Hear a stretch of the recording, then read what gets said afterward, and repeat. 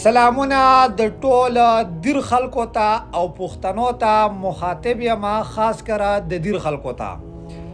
کله چې ضلعې ته یو نوی افسر راځي نو هغه په دې خبره باندې راځي چې ته به دلته یینه څومره تویې، ته دلته قتل څومره کولی شي او ته په هغه قاتلانه حملو کې څومره زوروري د پښتون د سر سودا څومره کولی شي چې هغومره موږ ته له عهده درکو. نو چې کله هغه تابعداري نو او کله هغه قتلونه ډېر کولی شي نو هغه بیا په اعلی کرسۍ باندې کینی. بله ورځ دیر ته یو نوی کرنل او که جرنل راغلی او د دیر د مشرانو ته سرکونډۍ اړولې، هارونه یې ورته اچوله.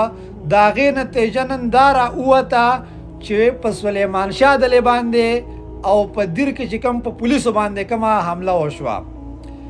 زه د دیر د دې مشرانو نه تپوس کوم، د دیر د دې افسرانو نه او د کومه کرنل چې په دې دیر کې ناست دی او دا ډي پي او صاحب تا ته مخاطب یم چې 3 میاشتې 4 میاشتې مخکې په دیر کې امن و، نن په دیر کې بدامني ده. 4 میاشتې مخکې په دیر کې طالب نه و، نن دا طالب موجود دی. دا طالب د خاورې ته چا راوستی دی، دې طالب له ګاړه چا ورکړی دی، دې طالب له ازادي چا ورکړل ده، دې طالب له وسله چا ورکړل او دا نن په دې خاوره کې ګرځي او الټا په پولیس باندې حملې کوي. پولیس پکې محفوظ نه دی. دې خاورې ته دا طالب چا راوستی دی؟ ستا نه تپوس کوم، قوم ته مخاطب شه، قوم ستا نه جواب غواړي. زه به د ډي سي صاحب تصویر هم لګوم، زه به د هغه ملکانو تصویران هم لګوم، زه به د هغه کرنل تصویر هم لګوم. کلیان به قوم ته ښایو چې دا خلک زموږ قاتلان دي. دیر کې 3 میاشتې مخکې امن و امن، مرغه یې پکې نه ده مړه. انسان خو لا غټه خبره ده، نن په دیر کې بدامني ده. دا دریم دغه شه، اول سړی مړ که په دغه التنیاک دره کې، بیا یې په پولیسو باندې دماکه وکړه په دیر کې، نن یې بیا په پولیسو باندې وکړه.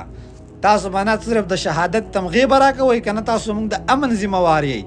تاسو دلته څه ته ناست یئ؟ سودا ته ناست یئ؟ تاسو دلته زموږ په سر باندې پیسې پیدا کوئ؟ ډي سي صاحب تا ته هم ویم او د جرګې ملک او خانه تا ته هم ویم، ته خو بچ کېږي، خو که غر کېږم زه غر کېږم، زه غر کېږم. خو ما له خدای را دې خبرې قوت او طاقت راکړله چې زه په تا غږ کولی شم، زه ستا نوم هم اخیستی شم، زه ستا تصویر هم لګولی شم، زه تا خپلو پښتنو ته هم ښودی شم چې زما دشمن څوک دی. د دیر پولیسو تاسو ته مخاطب یم، تاسو ته وردیان یې ورته وباسئ، دقه وردي او دقه ټوپک ورته راوالی وی، موږ خپل حفاظت کوو.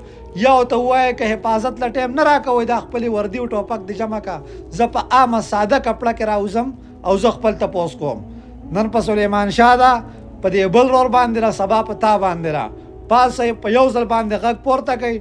زه خو ډي سي صاحب تا ته هم ویم، ډي پي او صاحب تا ته هم ویم چې څومره یې سیچوګان دي تاسو ته هم ویم، زه ستاسو تصویران لګوم. ښه کولیام قوم ته مخاطب کېږم چې په نن وخت کې دا خلک ډیوټي ورکوي، د دې نه مخکې نورو ډیوټي ورکوله.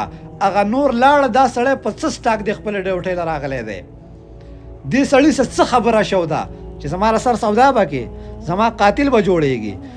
کولیام به ټولو تصویر لګم، زما کور ته لاړ شئ، زما کور ران کوي، په ما یې پایارې وکوئ، ما په انټرپول دروړئ، زما خلاف چې تاسو څومره قانوني کاروایي کوئ ټول یې وکوئ. خو د ټولو به تصویر لګوم او ټول به قوم ته مخاطب کېږم چې په نن وخت کې د دې خلکو ډیوټي ده، دا خلک موږ له امن نشي راکولی، نو دا خلک زمونږ د بدامنۍ ذمهوار دي، دا خلک زمونږ د سر قاتلان دي، دې خلکو زمونږ د سر سودا کړې ده.